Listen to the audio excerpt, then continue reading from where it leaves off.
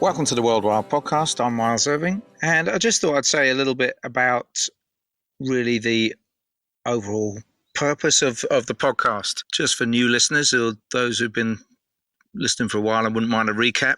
So I think the idea behind the podcast is we're really celebrating wildness in all its complexity and self-organization, really. So when we say wild, we're not thinking about the kind of chaotic sort of lawlessness where people get hurt or other people rule the roost because there's no one to keep them in check. That's very distant from our idea of wildness. It is this idea that when everything works together in a complex way with lots of diverse elements in relationship and in kind of two-way flows and connections, that what happens is a wonderful kind of organization that becomes as what's known as an emergent property. So basically you have all these different parts, and then something comes out of the different parts being well related, and that emergent property is basically that the whole thing works together as if someone was in charge, but in fact they're not. And then from that, so that's an idea that you could apply to ecosystems, but it's also an idea that you could apply to the human body. The human body is an amazing self-organizing system, but enhanced by having the right connections to other human bodies, other people. So that's another kind of self-organizing system, is society. And then when our bodies are rightly related to other species, and in the sense of our diet, that we are actually consuming products from plants and animals that are from the wild, that those complex relationships of a very diverse diet of wild species actually enhances the complexity of our body, or actually works with the innate complexity of our body and creates the emergent property of health. So perhaps not such a brief summary, but I think you perhaps pick up there that there's three themes. There's the human body, there's society or community or family even, and there's the ecology of either our surroundings or the sort of meta ecology of the biosphere. And just something to just sum all that up. For me, I'm personally working with the idea of home, that all three of those spheres, body, community, and ecology, are a kind of place for us to dwell. But insofar as we're not really managing to tap into the fullness of that complexity in any of those spheres, the sort of connectivity, the relational reciprocity, and so on, we are in actual fact strangers or estranged or exiled from the home of bodies, communities, and ecology. So the idea of World Wild is to just, I guess, proclaim the hope that it doesn't need to be that way, that we could find our way back in to the home of where we are. And it's not a matter of going on a journey in space to be somewhere else. It's a matter of actually staying right here and finding out what's actually here for us to settle into and be at home with.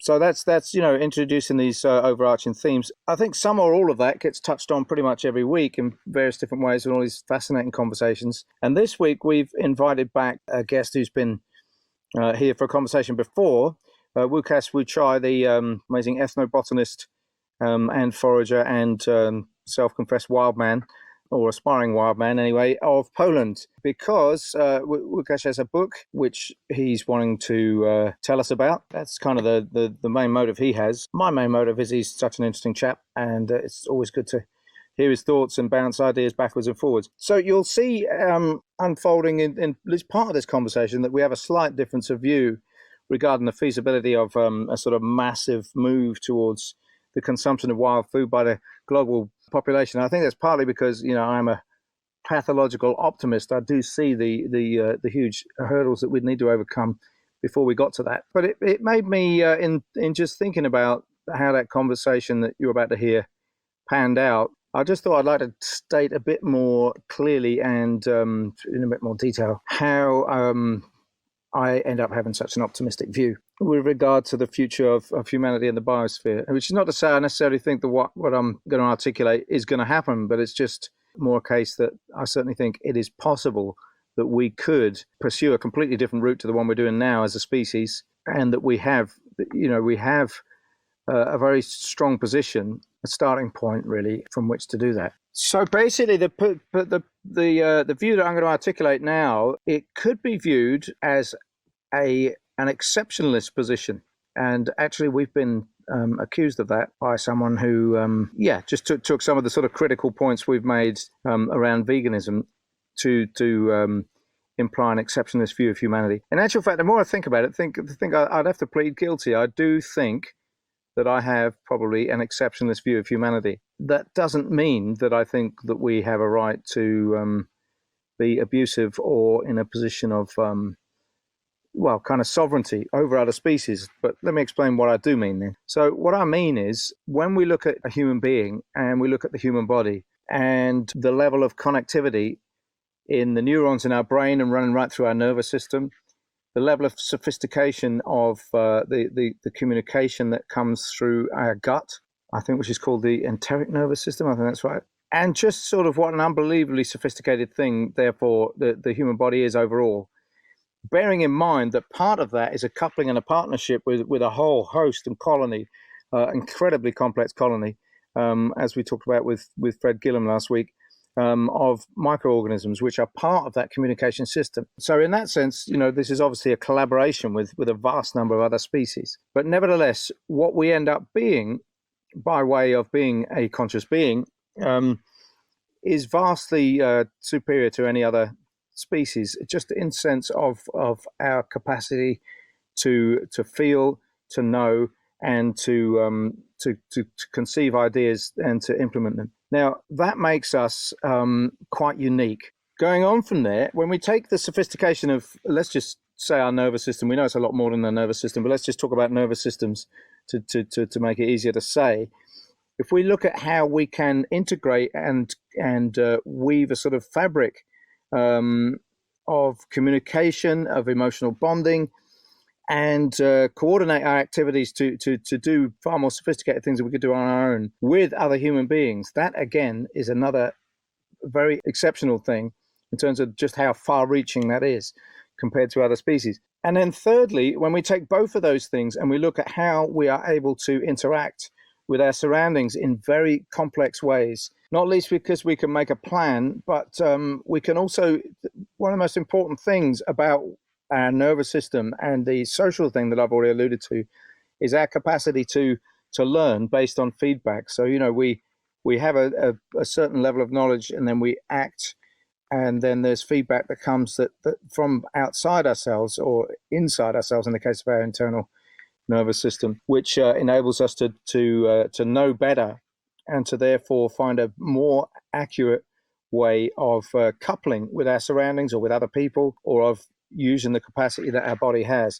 It's an incredibly sophisticated communication system. But when that's sort of pointed outwards to how we relate to our ecosystems and the biosphere, and beyond that to the cosmos in some sense, our capacity essentially to adapt is incredible. So every other species has a niche within an ecosystem, but it doesn't design that niche, and it happens basically blindly through evolution, or perhaps your view of evolution is that it isn't quite as blind as that, but nevertheless it's incredibly slow and incremental. Whereas my sort of final point really is that we are able to reconceive of that niche. We're able to redesign the niche that we have. So if we drew on all of these capacities that I've just alluded to with the specific purpose of creating an adaptive fit with our surroundings in order to get the resources that we need, for example, food, then that adaptation would take us to a level beyond anything that we've ever seen. Now, the point is we have already lived for 250,000 years on this planet, and we have altered ecosystems very greatly. And in fact, we occupied a role of a keystone species, which is a species that has a much greater influence on the overall functioning of the ecosystem than any other species. For example, wolves and beavers fall into that category. So we've already occupied that niche. But all the time, what we were planning for is basically to get our own needs met. Now we have a bit of a backlash where we're sort of planning to not wreck the ecosystem by engaging in, first of all, conservation, and second of all, the latest idea is one about rewilding. But I think that both of these things are a mistake, because on the one hand, conservation generally tries to recreate the landscape conditions of one or other method of human land management, which was originally designed to get resources, whether it's cutting reeds to keep the birds there on some wetland area, whereas previously reeds were cut and that habitat was created to get reeds for thatching and so on, or whether it's some kind of farming methods, with pasture or meadows, which was originally to get food. Now we do those things just to create the biodiversity, which I think is a kind of strange activity in a way. I'm not sure why we don't just find ways to use the land now that would support biodiversity. And then rewilding is about going back to just letting nature just take over and go back to what it was. But the point is, as I've mentioned on previous podcasts, biodiversity was greater in this country when we had a whole sort of complex array of different habitats because of our land management practices, with a view to us meeting our needs as human beings. So, in both cases, I think these things are ill-conceived. Really, the point I'm trying to get to is we have reached a stage in our development as a civilization where we can stand back and reflect on the consequences of our activities with regard to the biosphere. And especially when it comes to food, we can see how we are wrecking the planet with industrial agriculture. However, we can also see that we are wrecking our bodies through industrial agriculture because of the standard of our diet being so heavily dependent on carbohydrates and processed foods and so on. We are alienating ourselves from the health-giving properties of the wild ecosystem. But we're at that point where we can see these things and conceive of a possible alternative world. And we're also at the point where we realize that it is complexity and emergent properties which support the fabric of life. So we can deliberately conceive of a new food system as well as a new other systems that supply us with the resources we need, whether that's housing or clothing or other kinds of infrastructure around energy.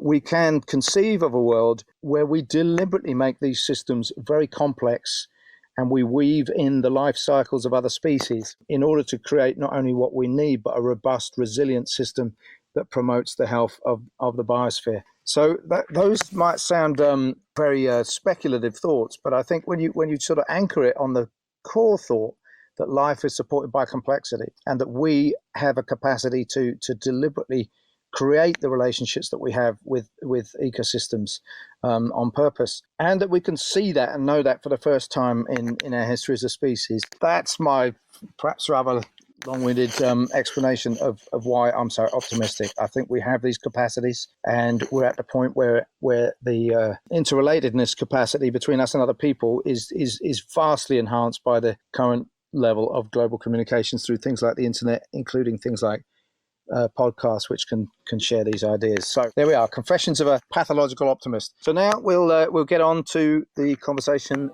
with Lukasz. So today I wanted to talk about my book On the Wild Side. This book was originally published in Polish about 10 years ago, but I decided to translate it into English because I thought it's quite relevant. It's still quite relevant. The book is about understanding what is wild, because a lot of people seek wilderness and seek being wild, they seek wild food. And I thought it's a whole phenomenon and worth discussing and describing. And I tried to look at it through my own life. So the book is like little stories. It's a collection of stories from the times when I was trying to cut off from civilization and do various things to be closer to our ancestors. But these stories are intersected with stories about hunter-gatherers, or about other people who are sometimes relevant to the topic wild. The book starts from discussing the famous book Into the Wild by Krakauer. Describes the story of a young guy who goes to Alaska and then he's found dead. He was trying to be independent and wild in the woods. So I was also looking for being independent from civilization. I at some point I bought a piece of land and I tried to live on forage stuff and build a primitive shelter and spend some time there. But my story is different because I gave up. I was more secure. I was in my own area, my own region. I could easily just go back to civilization. And for many years, I had this feeling of failure that I so easily gave up, that actually I realized it was so difficult for me. But I learned a lot. So the book is actually that one of the purposes of the book is saying to people how important it is to try, to finding your own limits, encouraging people, and also showing the diversity of understanding what is wild. For some people, it would be being independent in terms of food. For some people, it would be like making their own clothes, or maybe not having electricity, not having internet. Actually, now it's actually very difficult to find people, young people, who don't use smartphones or internet. This is something that is not in the book, because it's. I was giving an interview to a journalist in Poland, and she said, I was looking for these people in the forest who are independent, who don't use mobile phones, and I couldn't find any. And I said, this is not true, because there are people who don't use phones, but they are so isolated, they don't care about you, Once you don't have the phone, once you don't want to be the part of the matrix, you won't bother to facilitate journalists coming to you. You want to be safe, and you don't want to be famous. You don't want to be interviewed. And actually, I could give a few examples of people who don't have mobiles or don't use them most of the time. But I didn't want to help her. I didn't want to spoil their fun. So, I talk about so many topics in the book, also about the spiritual part of what is wild, and going to shamanism, and like even comparing with Krakauer's book, like my call was that my destiny was to go back to my area where my family comes from, because I was doing PhD in Warsaw, and when I wanted to go back to nature, I thought the most important place to be there is the place where my ancestors come from, because I will have the support of the ancestral spirits of the land. So sometimes I also discuss it. Sometimes people go to the tropics, go to another country where they fall in love with, and maybe they don't have the support of their ancestors to do it. Well, where does that leave all the mongrels amongst us, Lukasz, who our ancestors are from here, there, and everywhere? No. I mean, my family is also mongrels, because my mother's and father's side are from different areas, 300 miles. But it was symbolic. No, but this is like, I don't say you have to do it. You have to go back to your area. I was discussing various issues, like if you go to a warm place, some kind of fertile subtropical place, it's actually much easier to be off the grid. There are, that's why hippies go to Spain. You live in a cave in Spain or in the Canaries. I realized that this year it was my first time in the Canaries, and I saw these people, living in little crevices on the sea, and the temperature throughout the whole year is like between 20 and 35. And if you have access to some cash, you walk to the local shop, you get some wine, a baguette. So there are just so many ways, or you can even, get food free from other people, or maybe catch some fish, or collect some opuntia, if opuntia fruits there's lots of opuntias there. So I was discussing these various aspects of what is to be not only wild, but maybe natural, like what is to have natural life. It's better to be a hunter-gatherer hunting for meat, or maybe we should go even further back in history to being like apes, living on shoots and fruits and only small things, eggs maybe. So in a way, it's obvious that I want to show people that there is no one definition of it.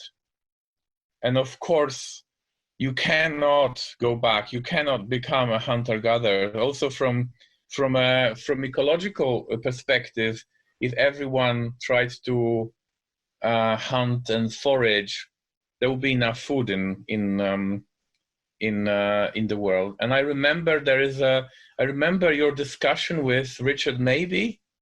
You remember there was this exchange of letters in some.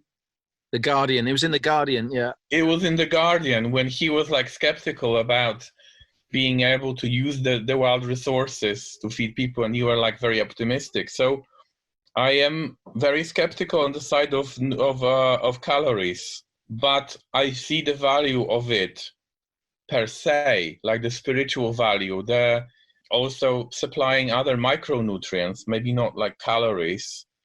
And I actually, after all these years of foraging, I think there's a lot of potential. Is something I would call semi-wild. So not like going to the forest and, digging out orchids because they have calories, or lily bulbs, but rather looking at the whole agri-ecosystem. The countries in the south of Europe and in Asia, it's very common to use weeds as food. Yeah.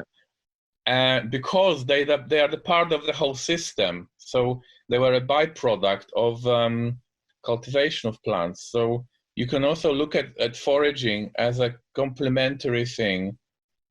Instead of having these monocultures sprayed with chemicals, we could go back to organic agriculture and have foraging as a component of it. So you could forage in a garden or near a garden. And then it makes sense because it's very efficient, because from one place you have a lot of things. So we go like to permaculture, and like if you look at Southern Europe, you have olive groves, and I in some places in the south of Europe, I saw like olive groves and potatoes grown in between olives, and people gathering weeds. So for me, this is actually something we can propose to people, because this is more energy efficient to combine like perennial crops, trees, and maybe growing some vegetables, and also collecting nettles and collecting, goosefoot and other things, and making it into a whole like system. But as I said in the book, I don't talk only about food. I also talk about other aspects. Well, just to quickly pick up on what you were saying there, because yeah, I mean, I'm aware that your main focus is pretty much on an individual journey, right? So that is a particular focus. But I guess I've always been thinking about where the answers might lie in this other vein that you've just touched on about a global food system and so on. Yeah. And so I mean, I think that's really interesting. And like for me, when we talk about going back to being hunters and gatherers, I think it's important to sort of see that we can't recreate that situation, because it is a situation of A, the ecosystem as it was then, and B, the population density as it was then, and C, the nature of human culture, which is like, we are so different now to what we were 10,000 years ago, culturally speaking, that we might as well be a different species. But the thing that we remain, that we were 10,000 years ago, is unbelievably flexible. I mean, we are the species that can fit in pretty much any niche. I mean, I guess rats are similar, but I think we're probably more effective than rats in terms of being able, to sustain life anywhere. But the point for me is just this, that what we did when we transitioned from hunting and gathering to agriculture is that we started to disrupt and undermine the life systems in one way or another. In some respects, we enhanced them. And I keep quoting this thing from E.O. Wilson, that apparently in the period just before the Industrial Revolution, there probably was the peak of biodiversity in the UK. And that wasn't a hunting and gathering society, although there was a lot of use of wild stuff, like the use of the forest was pretty much managing wild resources. But the point is, humans had so many different ways of being on the land. They were creating all these different habitats, and that was creating biodiversity. But still, at the center of that paradigm was plowing the soil, which is obviously disrupting the ecology of the soil, which is very destructive. So the point is, for me, is not whether we call something hunting and gathering, that we might go back to something we call hunting and gathering, is can we go back to a situation where our activities, including what we do to get the resources that we need, is actually enhancing the complexity rather than depreciating the complexity. Because to me, the point of life systems is that they are unbelievably complex, that they have a diversity of species and there's all this exchange going on. The question to me is, can we devise food systems which mimic or increase the level of complexity that's there in wild ecosystems? Whether you call that hunting and gathering is not really the point.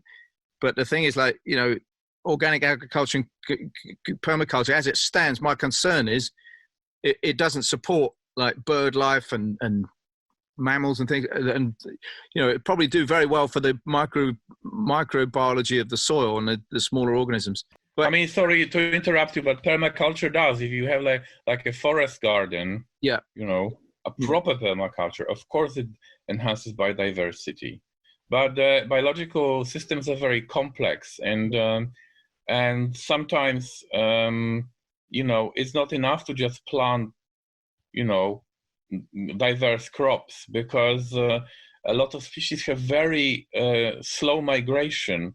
So in order to actually arrive at an ancient forest biodiversity, you would have to bring a lot of stuff into the ecosystem. Once it's lost, sometimes it's very difficult for it to go back. So if you start a food production system which is like adjacent to an ancient forest, some of the ancient forest plants and animals would easily migrate, you know, if it's directly adjacent. But if you have an isolated island, then it's actually more difficult to create biodiversity, which is not only weeds, you know, and of course it's easier for insects or for, you know, fungi, but for plants, the migration sometimes is really, really difficult.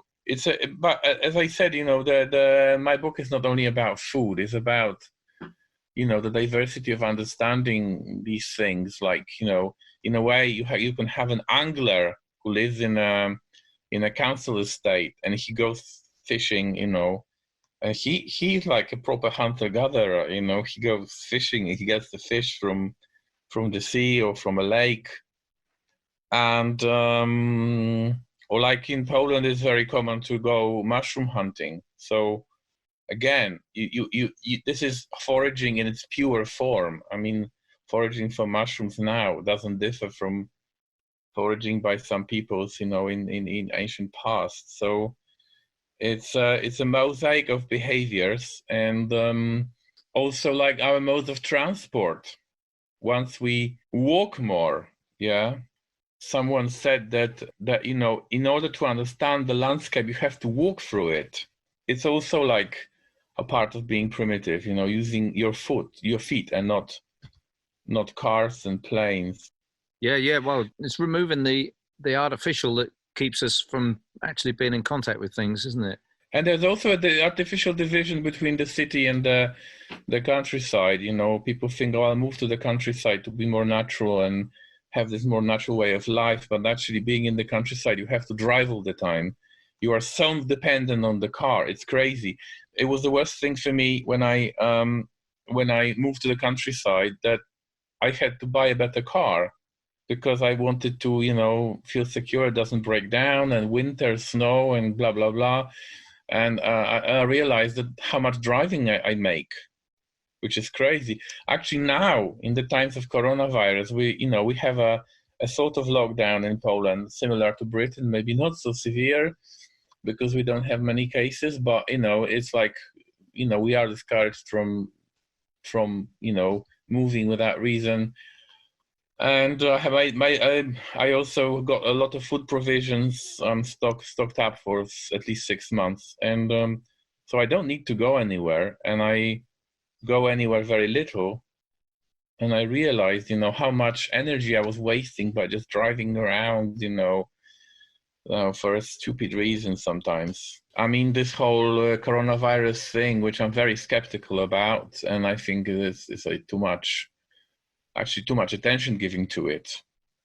And it's not about spoiling the economy, because maybe the economy should change, but actually about restricting our basic rights. I think it's outrageous what the governments do. But this also gives us an opportunity. Everything can be used for our development. So even this difficult situation can be used to reevaluate, you know, our resources.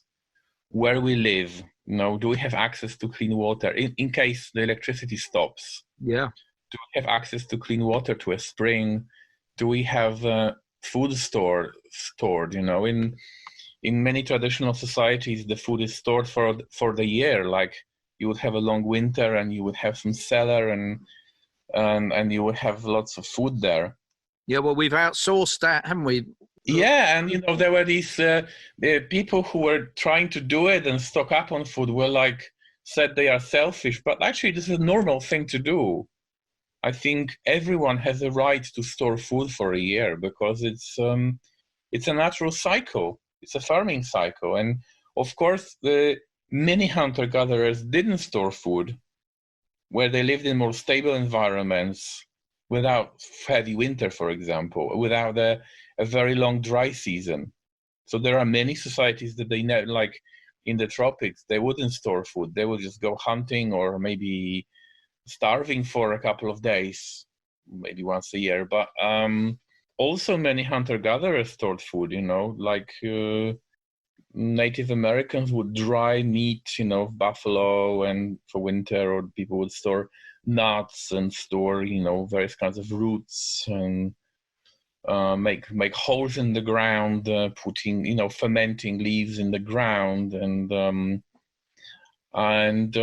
so this whole crisis, makes us think again. It's very good for thinking about food systems.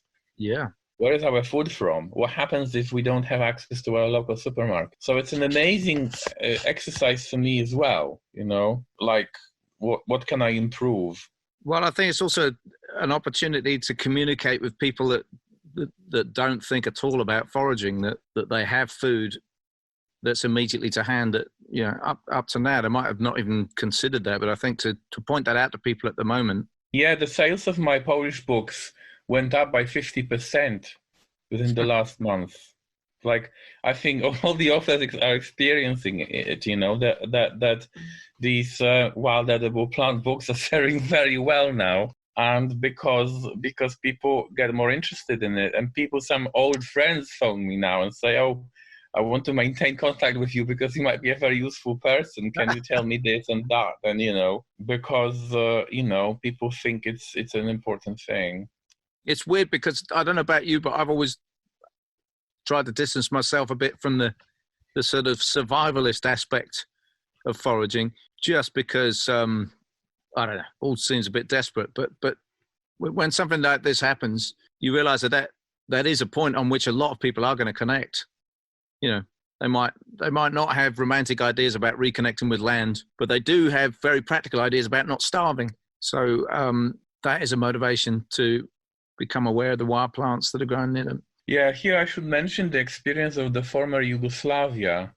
I put some articles, some posts on my blog, thewildfood.org, about one of it is the siege of Sarajevo, when for 3.5 years Sarajevo was cut off from most supplies, and the whole city was surrounded by army, and they got some food. They got some food from the Allied forces. They got some powdered milk and some pasta, which was dropped in planes or smuggled through a tunnel. So it's not they were completely starving, but they didn't have electricity for most of the time. They didn't have heating in the houses. They had to cut trees in the city and, make some makeshift stoves, and the situation was terrible. And there were bombs falling, some buildings were destroyed. People lived like rats for 3.5 years, It was, end of 20th century. Yeah. And these people, went through really, really hard time. And there was a botanist in Sarajevo, Professor Sulejman Regic, who organized a program. I think it was on some kind of local radio, and he was teaching people how to use wild plants for nutrition. A lot of people were like walking around lawns and parks and collecting nettles and wild chicory and comfrey and clover and other stuff, to add to soups.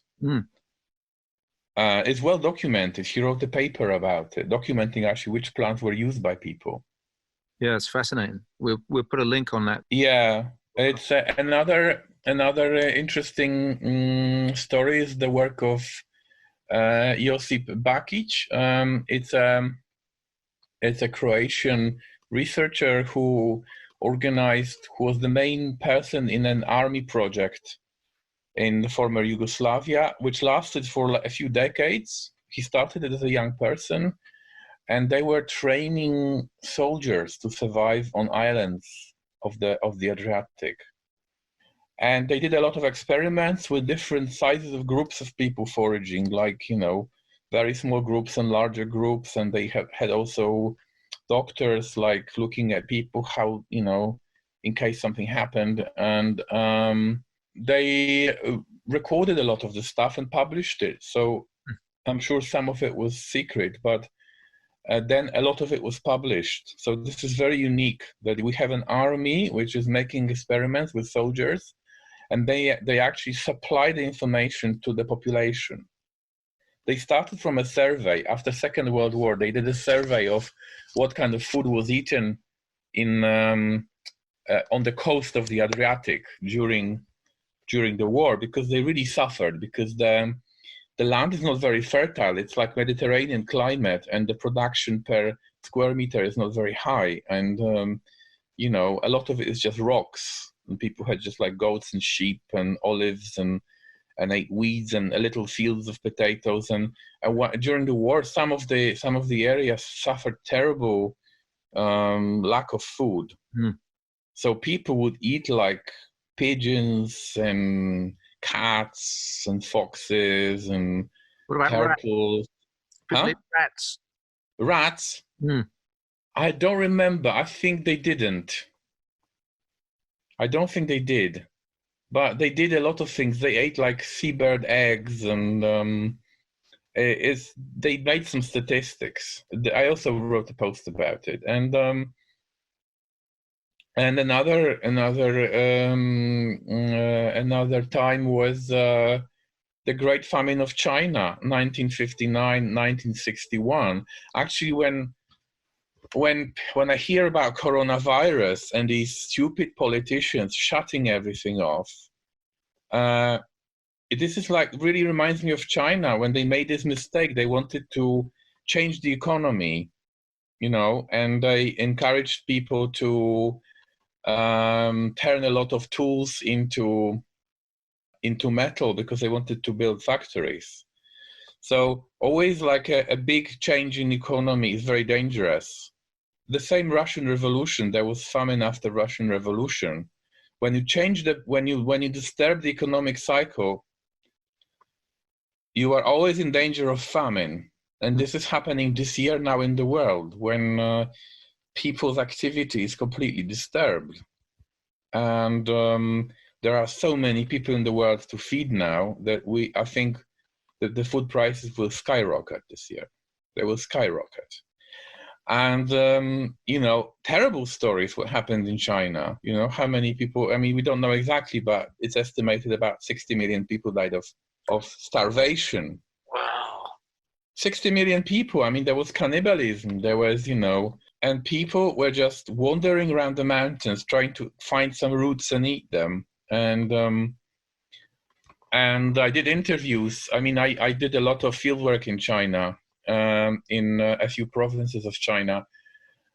And we recorded the wild food because they're expert on it. But there's generally a great tradition of using plants in China, medicinal plants, but also wild vegetables, which was preserved and enhanced by the famine. So if you talk now to people who are 70 or 80, they were kids or young people during the famine.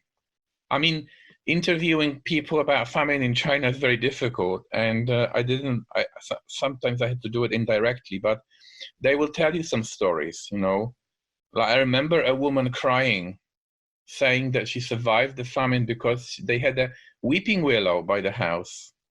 And as a child, she would just eat the leaves and the catkins of weeping willow. Or I interviewed, I had a friend, actually was a friend who, when he saw bracken in Europe, he started crying. He was saying, "Oh, this is a very important plant for a family because of this plant, my mother survived the famine. Wow. She was eating the roots? Yeah, the roots and shoots of bracken, and that's how they survived the famine. And acorns, and like Solomon seal, I guess rhizome. I should just put a pause on that really quickly, because there are some real issues around toxicity on bracken, aren't there? So I don't want to just go out there without putting that. I can say, make a comment. Yeah, absolutely. That's what I mean. We should just explore that. Yeah. Yeah, I mean, bracken is packed with toxic chemicals, and you have to know how to process it. But it contains the most carcinogenic natural substance on Earth, ptachylozyde, which is in bracken. It is the most carcinogenic natural plant substance on Earth. And there are many cases of farm animals getting various forms of cancer from feeding on bracken in Britain. And farmers know it.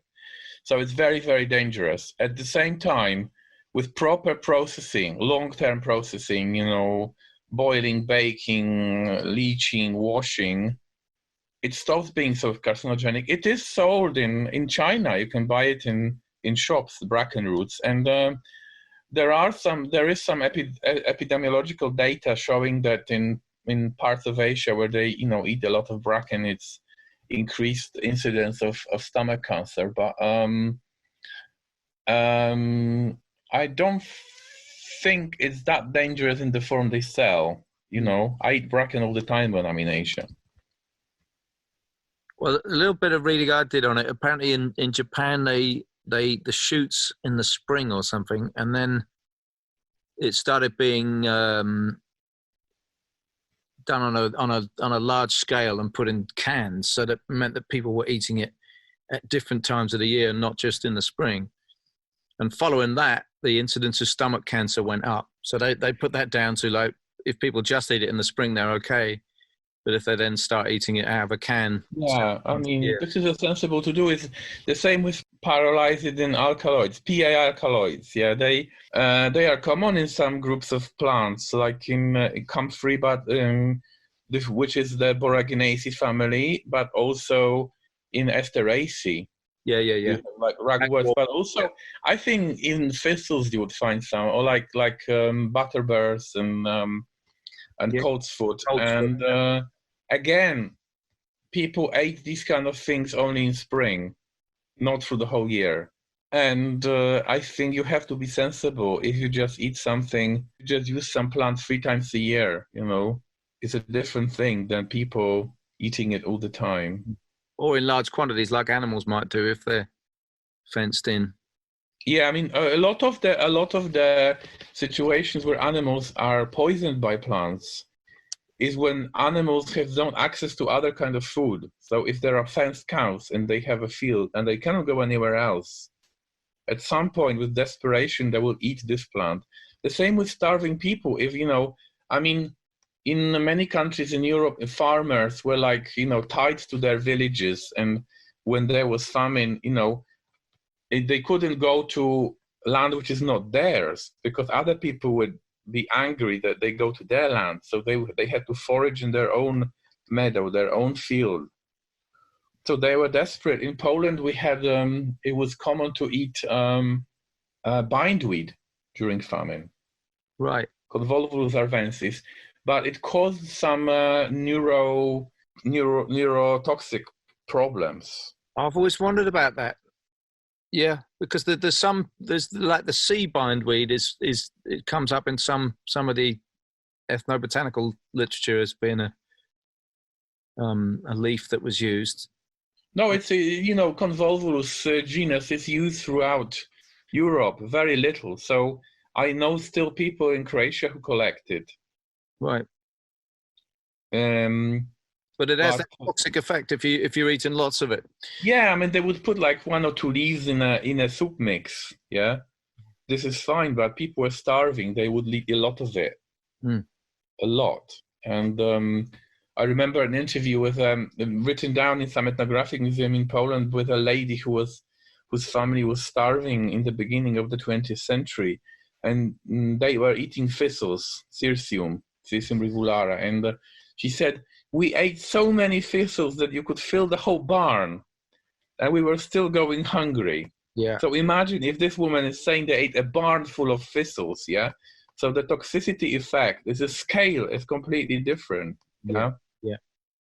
One of the typical syndromes of this famine poisoning was swelling legs, because kidneys were damaged. So you'd have a lot of toxic plants, and you could damage your kidneys, and then you would have like swollen legs. Yeah, I mean, it's interesting. It relates to everything, really, doesn't it? That like people have become ill eating too many carrots. You know, they've got vitamin A poisoning, and or tuna cans, or chickweed, which is one of the most popular little salads. Yeah, I got a book on poisonous plants produced by the Ministry of Agriculture in the UK, and there was an entry on chickweed. And it took me, I had to sort of engage with the book properly to realize that this was a book about the plants that have poisoned livestock, basically. The title was Poisonous Plants, but it was a book for farmers. And cattle large amounts of chickweed and had serious poisoning from saponins. Even cabbage can be dangerous. If you eat too much cabbage, and it's very bad for your thyroid. It lowers your thyroid metabolism. People who have thyroid problems should not eat too much cabbage. So we have to assume that every plant can be dangerous, used all the time.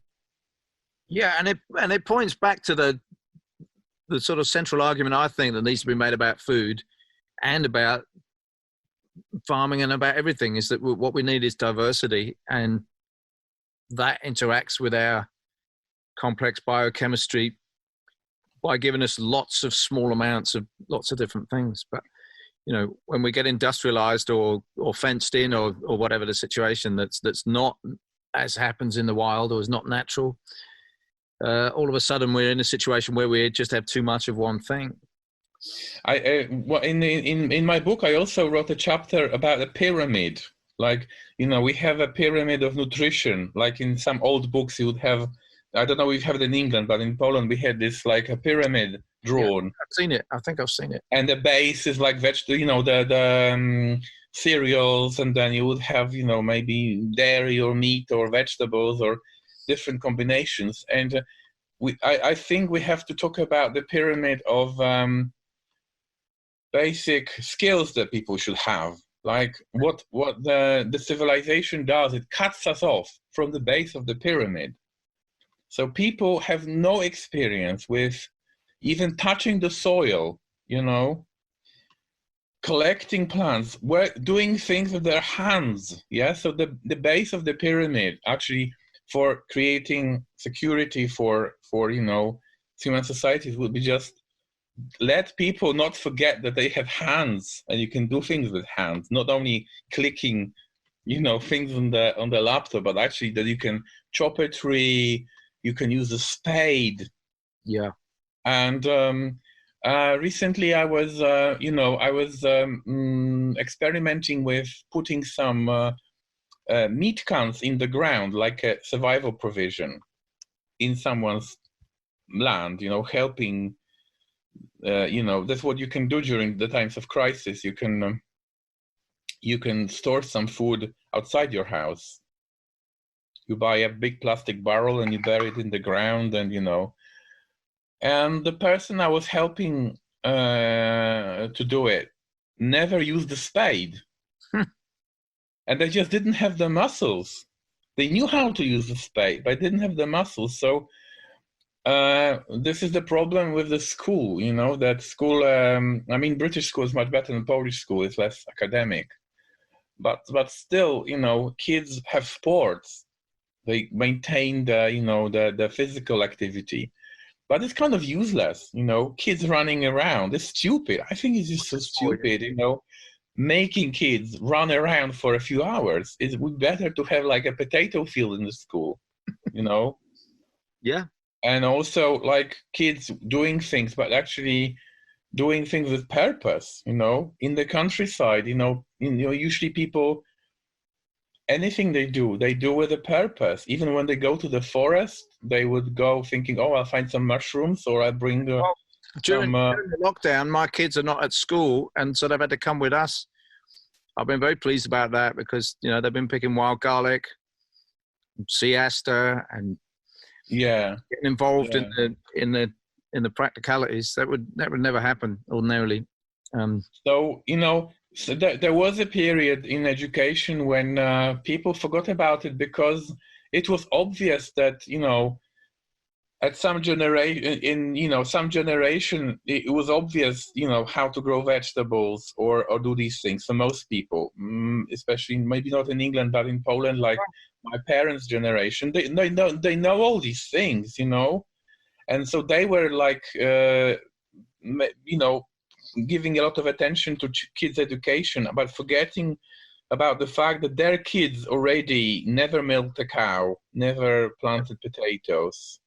And then they surprised that their grandchildren are interested in it, you know.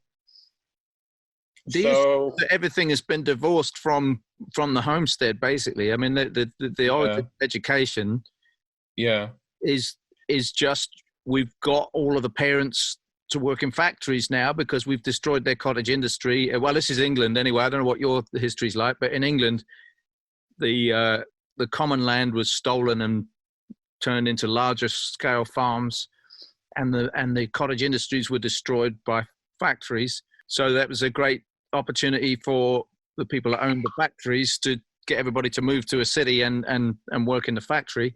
And of course now we've got to do something to keep the kids off the street. So that's where education comes in.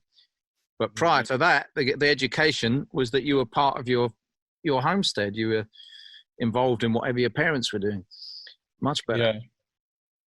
And it was very efficient. It was like, you know, it's actually, we put too much theory now into education. Actually, education was about just living. Everything was embodied. Everything was sensual, you know, with all your senses. Your knowledge was, you know, like, you know, the first thing, if you go to a forest with a Chinese farmer in the mountains, when they see a plant, the first thing they do, they pick a plant, they squash it, and they smell it. And they go like, so they look at the plant and then they smell it. It's like they always do it, you know, to make sure. So that it's like such a very important sense, you know. Yeah. And I think the thing that it's all the same as what you were saying with the kids running around on the sports field. It's like, what is that for? You know, and then our senses are kind of overloaded in the modern context, but we've got synthetic aromas and synthetic flavors, you know, and we're feeling textures from manufactured goods, mostly made out of plastic. For most people, they're wearing plastic clothes and so on. And it's all divorced basically from real life or you know, your topic for your book, of the wildlife or the natural life. But like most people's experience. So here's what I want to say. I'm just reading some stuff about the nervous system and how, you know, it's evolved and what it means to be an organism is basically that you are active in your surroundings. And what it means to have knowledge is basically that you are active in your surroundings. There is no knowledge that isn't about moving about and doing stuff in relation to your environment. So where does that leave us when we're actually not in the wild environment? We're in this artificial one. But what it comes down to is there being two different aspects, two different faces, like two sides of a coin to the nervous system. There's the sensory and there's the motor. And the thing is, when listening to you talk just then, it made me think, well, there's the thing, you see, in a normal way of life for rural people who are still engaged with the landscape, there is no sensory without motor. You know, you're not having your senses like staring at a screen or just smelling something, walking through a shopping center. All of your sensing is to do with actively doing something, and that actively doing something is getting you engaged and and participating in your surroundings. And that's the problem with the lockdown, because we have we have heightened nervous system, heightened, we're excited we're terrified by what's happening. We would like to do things and we can't. So it's crazy.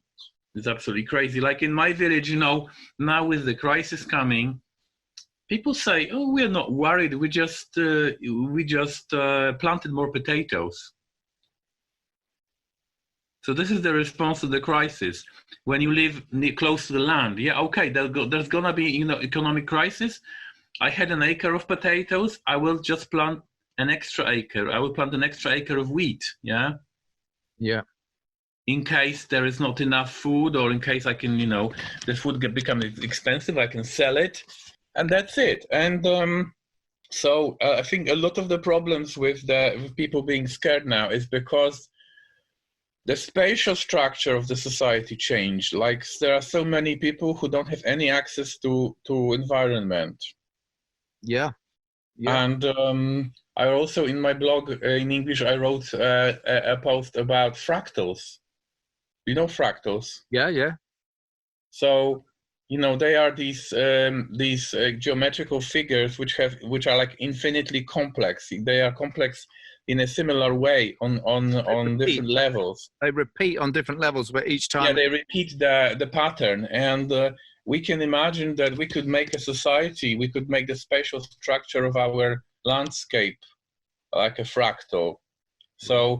So, for example, we should have like half land, which is common land. If you imagine like people's access to land, half land is common land and half is private. And then when you look at the private land, half of it maybe should be for large farmers who can efficiently farm large, areas, and half should be for smallholders. And then if you look at the smallholders, maybe, again, there should be half for like real smallholders and half for like, people having little gardens. And again, with common land, we can imagine the same thing like with how, towns are made and everything. And I believe that once you design landscape, which looks like a fractal, it's very, very resilient to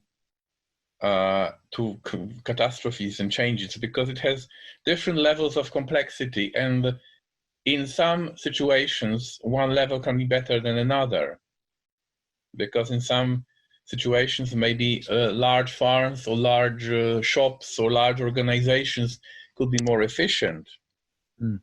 But if there is some asteroid hits us or something, then again maybe it's more efficient to have small farming. So we should maintain like all possible levels of diversity. That's why it's important to maintain all sorts of weirdness in people, all these.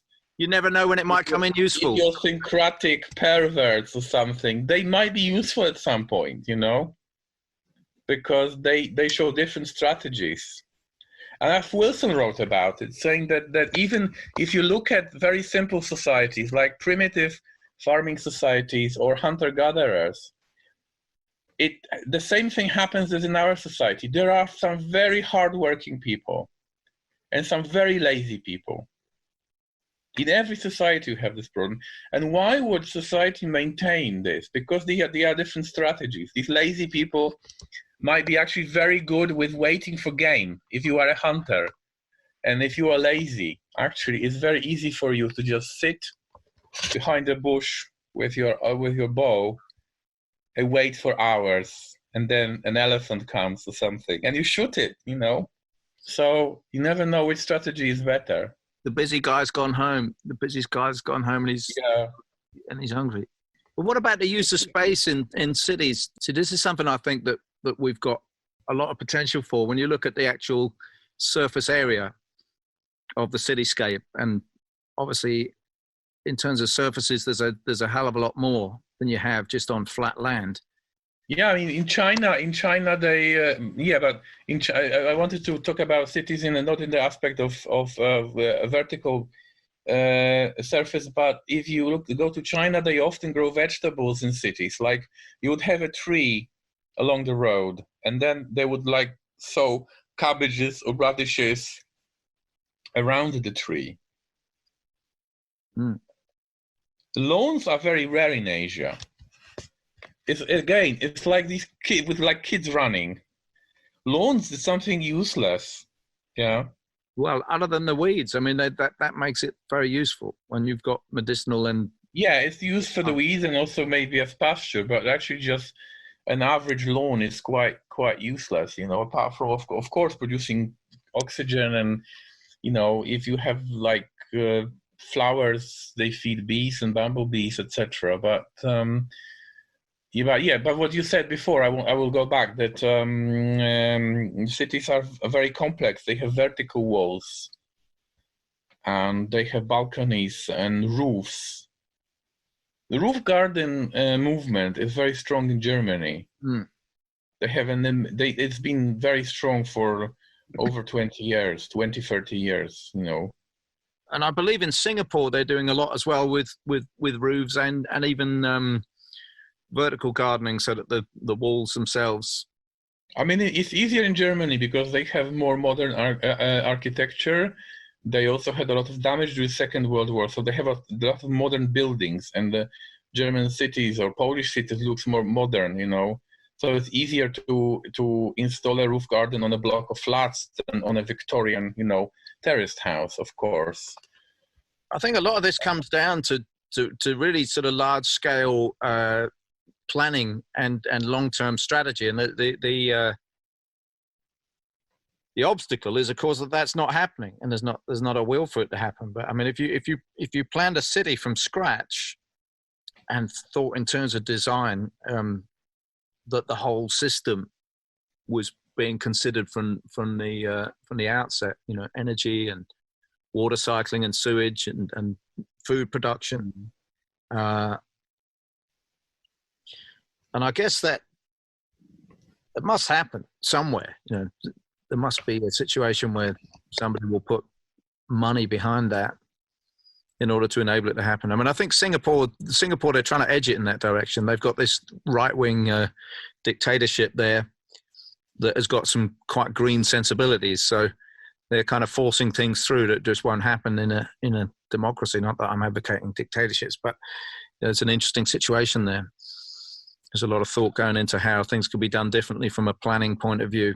Urban planning, but you know, I think we could plan in very complex infrastructure that ended up dovetailing with biological eco-structure, as it were, and be very productive for food. I think potentially the city is you know, if we started seeing cities as landscapes, you know, the built environment as a landscape, because it is a surface area that could be host to growing mediums. I'm really fascinated by what you could do. You know, that skyscraper is like a mountain. You know, we could have it if we really thought about that, instead of just thinking of the building as, okay, this is a container for humans to live in.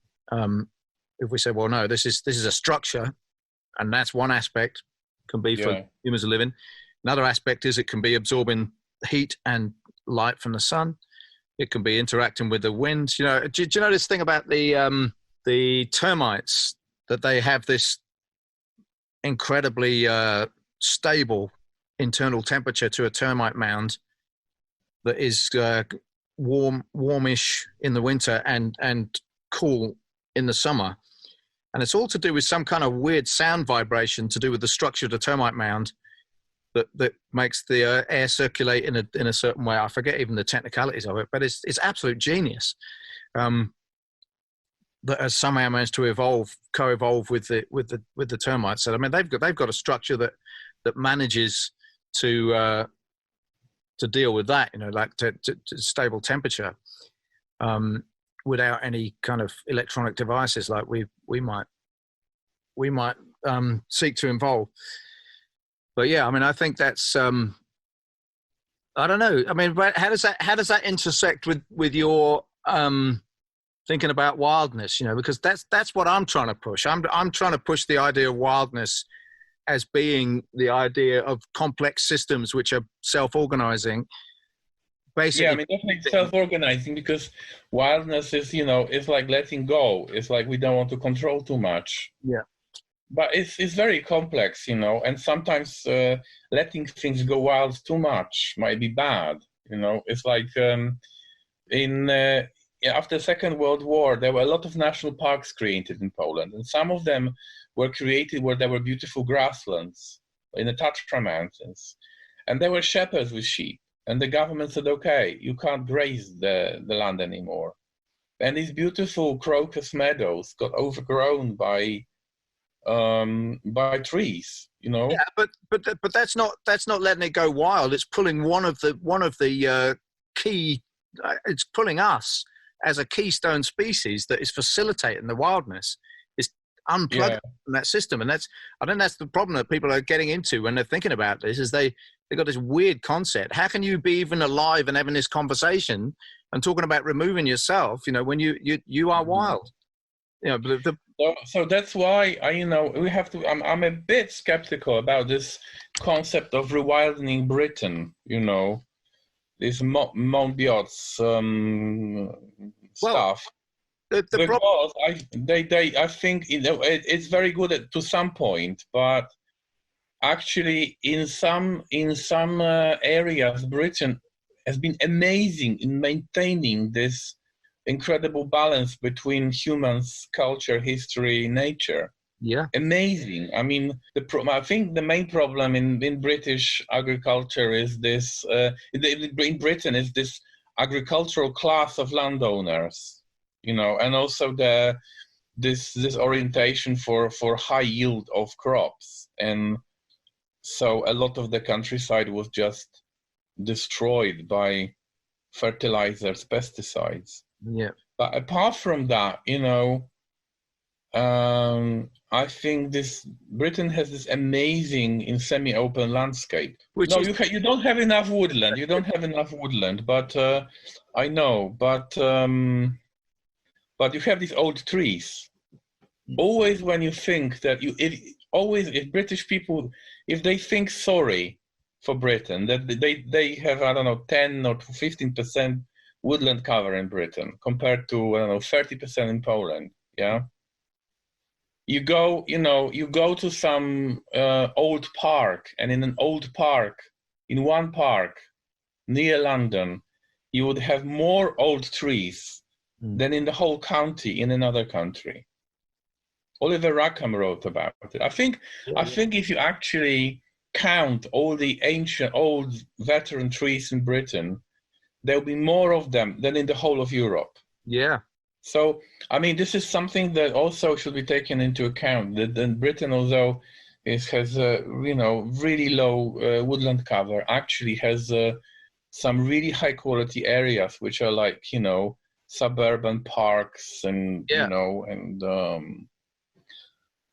well, it's also just hedges and and it's also it is unbelievably diverse, like in terms of the geology and the kinds of habitat. But Britain is pretty amazing. But coming back to the George Monbiot thing, I think to me the lie of that approach is betrayed by the fact that George Monbiot has recently been writing about his suggestions, what we're going to do about food production, and he's saying we're going to grow it all in labs. We're going to develop microbiological ways of growing all our food in laboratories. I don't agree with it. I think it's a really bad idea. Desperate. It's insane. It's just like how to make us not part of the ecosystem, basically. I absolutely don't agree. I think it's nuts. I think all these ideas that he presents, they remind me of like communists, like Russian communists. It's just something taken out of intellectual head. Yeah. It's like someone who hasn't got enough experience, I think, with actually making their own food, The weird thing is when you read his book, also it's supporting the biotech. Yeah, no, exactly. But you read his book and you find out that he's, he goes fishing and does a bit of foraging and things. But I guess it's the same. It's the same as the communists. They all, the elite communists, lived a very nice life. Thank you very much. But they had this grand solution for everybody else. which was imposed from on high, and made life. It's always very dangerous to introduce new.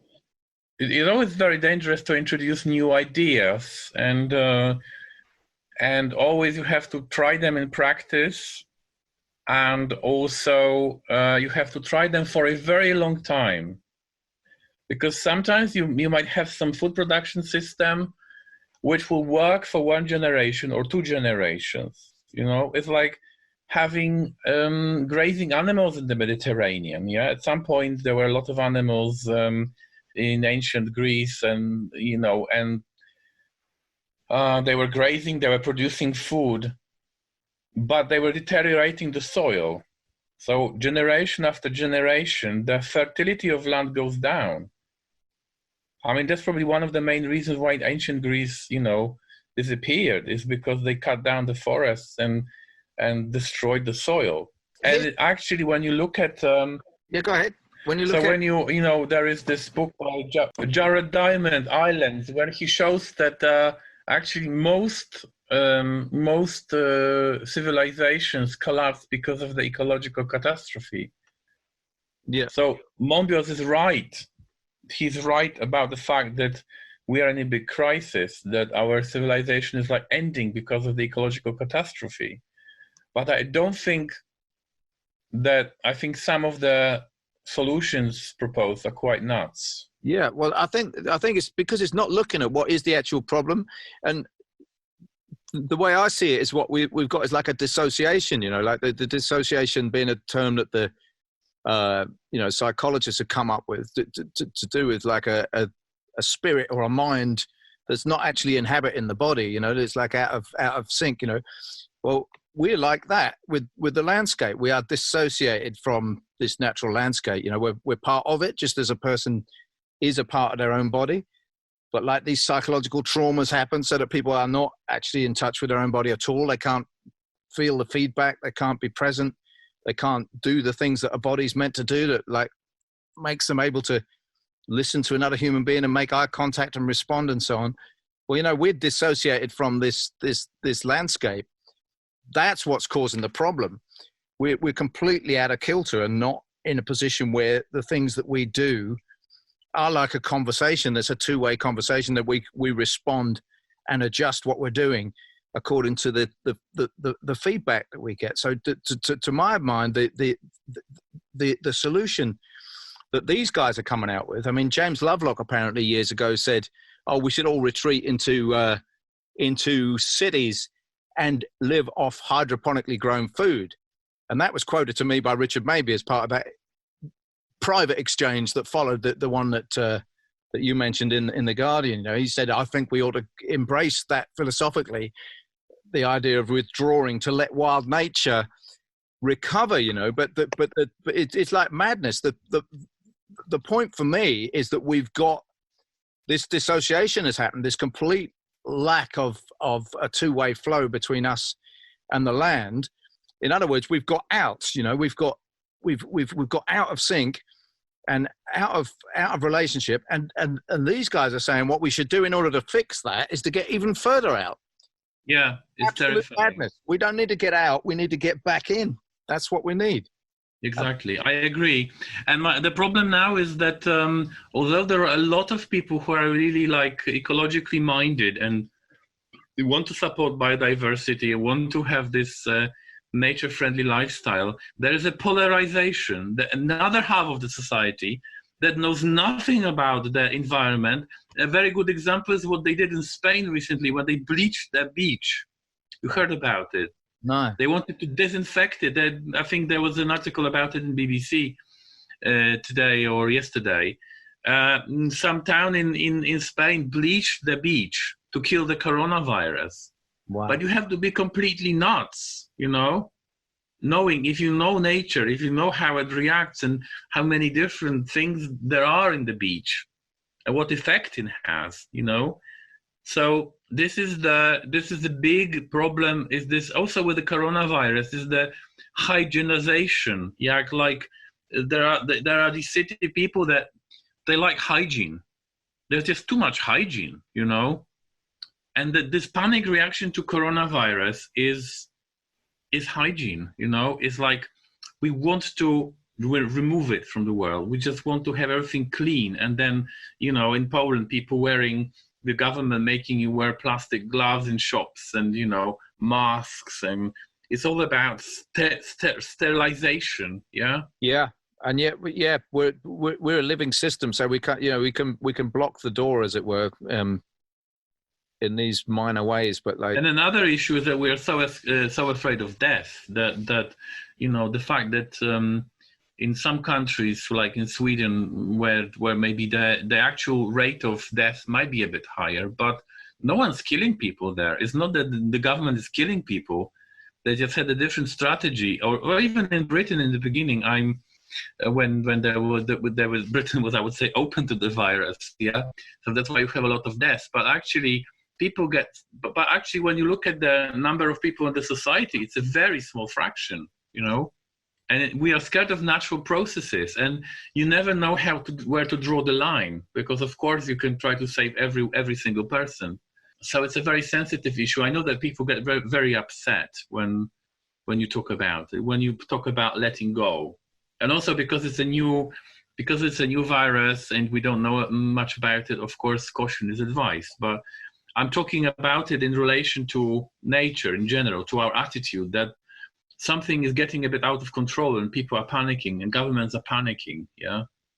Yeah. I mean, I see it a bit differently, just because I'm kind of relishing the fact that this is so disruptive to business as usual. I guess that's my main take on it. The fact that we've got this lockdown now is just driving a shaft through the side of the engine, as it were, like that. And I think, whilst that in itself is going to put us probably in a very dangerous situation in many ways in terms of the economy, and it might result in the kind of serious catastrophe that you're talking about with total economic collapse having caused starvation in the past. But like the thing is, that's where we're going anyway. If this doesn't get disrupted, that's where we're going to go. The soil is going to be exhausted, and if this doesn't get us, then something else will. So yeah, I guess that's my main perspective. The main way of protecting nature is discouraging people from having too many children. That's absolutely number one. I mean, it's number one. Yes. Yeah, I mean, I kind of would agree with you, but I just think it's not really very likely. I think the long-term situation is that people will have fewer children as there's less grinding poverty in the world, because people have more children when they're poor, because someone will still be alive to look after them when they're old. So I don't think making all it means is that you have middle class people feeling slightly guilty about the 3 kids that they've got, and I've got 4, and I just refuse to feel guilty. Because what's the point? Oh, sorry, I didn't know. I'm not taking it personally. I only took it personally when I actually let that come out of my mouth. Hadn't even occurred to me that applied to me. But that's how much I'm refusing to feel guilty, because I just don't think. Whilst in principle, yes, on a meta scale, I agree. If we could convince everybody, and retrospectively me, to not have so many kids, that would work. Are they all with the same woman? All 4 kids?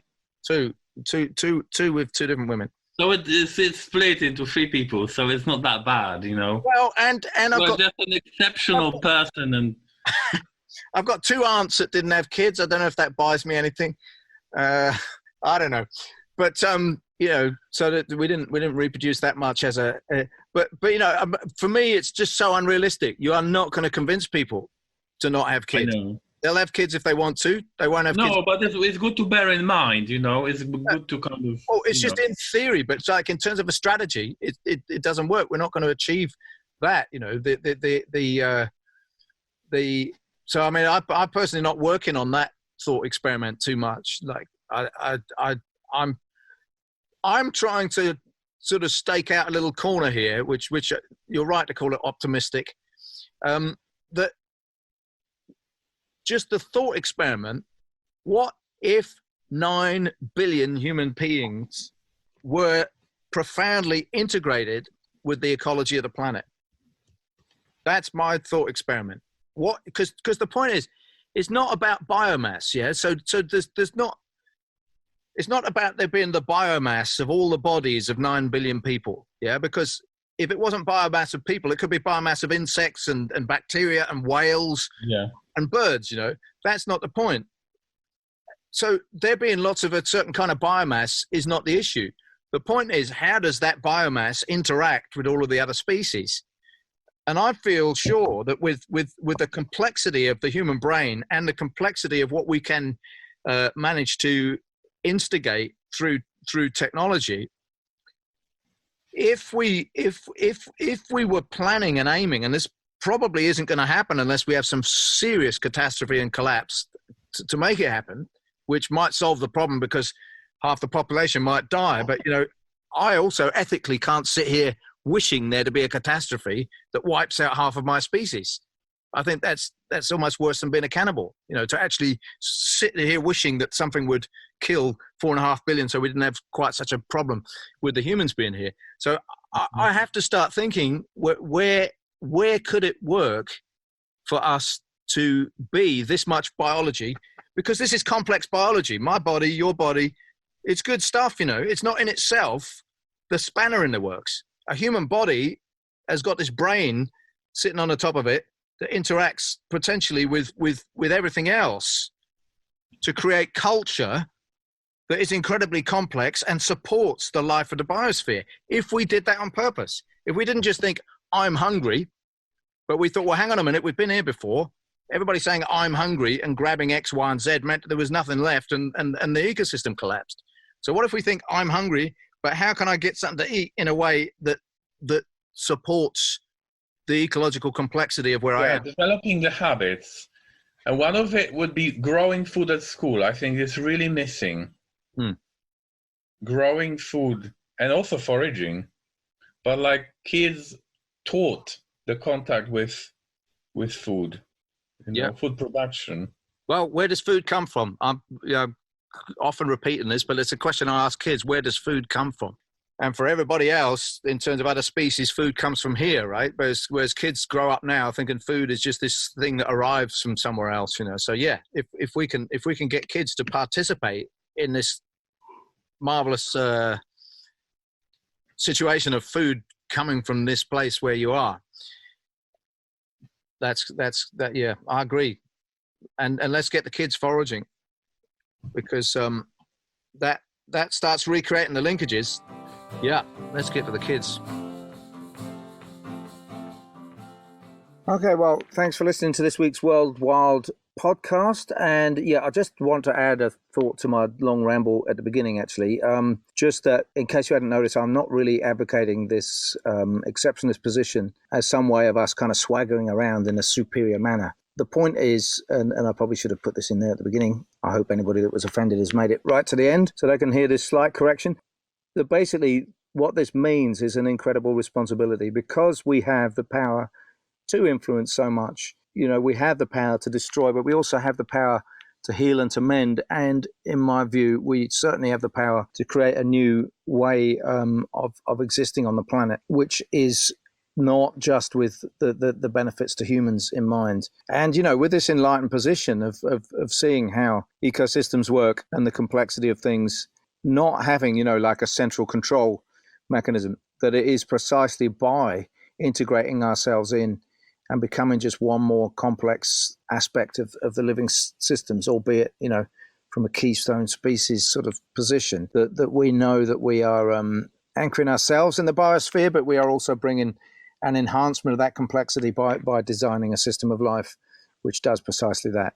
Okay, so hopefully that's got me out of any hole that any of you would have felt that I got myself into with that, because, I really don't want to align myself with any of these kind of exceptionalist positions that basically put humans in a position of sovereignty over everything, like kind of rulership, like in a patriarchal, hideous, colonializing empire sort of way. That's vastly distant from what I'm actually trying to say. And in fact, what I'm trying to say, to me, is kind of the antidote to all of that. Yeah, that we kind of get back into the motherly wombness of the biosphere, but we find our position in that, and there is a kind of masculine impetus that is valid and relevant, where we see a way that we can be, within the biosphere in a very powerful but positive way. But it's entirely because we base our approach on working with, and not just thundering in and seizing control. Okay, well, I'll leave it there, I think. So just in terms of plants that you can forage this week, I'm just going to talk about hogweed and hop shoots. So hop shoots, if you recognize the hop plant, there's a few little things that are sort of twisting and turning like vines and emerging at the top of hedges and so on, and sort of nodding out with these sort of nodding tips that are looking for something to hang on to. So there's black, I always forget whether it's bryony or byrony. I think, no, it must be bryony. That's one which they do eat the young tips in Spain, boiled like asparagus. But hop shoots is the one that I'm suggesting you go looking for. But just check that you've identified it correctly based on it having hop leaves further down the vine, I guess. But they're out in abundance at the moment. And this afternoon I found some that couldn't find anything else to crawl up. So the hops were kind of crawling up themselves. It was quite fun. And they end up sort of twining around each other to form a rope, which is a little bit more steady and robust than, well, a bit firmer than the single vine. It's quite a good metaphor, I guess. So they're able to keep reaching up in the hope of finding something they can twine to. But anyway, it's the first 4 inches of those hop shoots that you want to get. And you just very briefly boil them for 2 or 3 minutes. Use them just like asparagus with a bit of butter or hollandaise, or put them with pasta or something. They're really, really delicate flavor, and it's just for a few short weeks at this time of year that you can eat them. And then hogweed. Now, hogweed is one of my favorite vegetables. On a day like today, you have to be a bit careful picking it. It's been very bright sunshine. Hogweed has furocoumarins in, which, if you get the sap on your skin, it makes it very highly sensitive to a certain bandwidth of UV light. So there's a quick word of caution. Don't get the juice on your skin. But, I've only ever suffered from that once in all the years I've been picking it. I believe people with red hair, their skin is a little bit more sensitive to that, should be especially careful. But with that slight health warning aside, hogweed is a fantastic vegetable. It's got great big leaves at the moment with big chunky stalks, and you can chop them down and put them in a stir fry or put them in a crunchy salad. The leaves you can also chop and put in a salad, but chop them very finely. They're quite fibrous, which of course is a good thing. It boosts your gut flora. But you'll need to chop it finely to not make it too chewy. And then it can also be cooked down like in hot butter or something until it's crispy as well. Or you could put it in a mixture of greens. And also just now the hogweed is beginning to put up the first stems, and they're an absolute delicacy. So you peel them and they're just sweet and juicy. One of the things my kids most love to eat when we're out for a walk. And you can eat them raw, cook them as a vegetable, put them through salads. They're just wonderful. And you kind of got to grab them while you can, because it's a fairly short season. They get quite tough and fibrous. However, you do get a second wind with hogweed stems, because as the plant gets bigger and the main stem is a bit tough, you get the smaller stems coming up with the buds on. And if you grab those, you can harvest the buds and use them separately. But the stem beneath the bud is also very sweet, juicy, and tender, just a little bit smaller than the main stems. Okay, so those are some good things to look out for. As ever, I'm not going to give detailed sort of identification notes. It's not really the medium for that, but I'm sure you can access that by using your search engine, looking at the images, or consulting any plant books that you might have. Okay, well, thanks again for joining us, and that's it for this week's World Wild Podcast.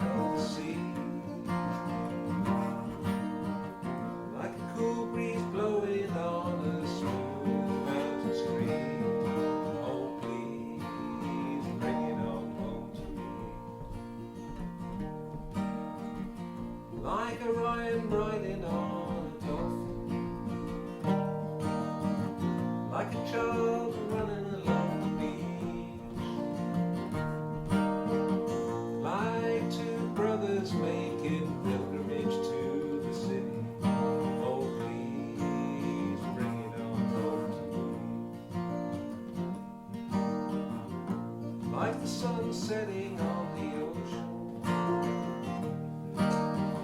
like its light shining through the trees. If everything could be just how it's meant to be, oh please bring it on home to me.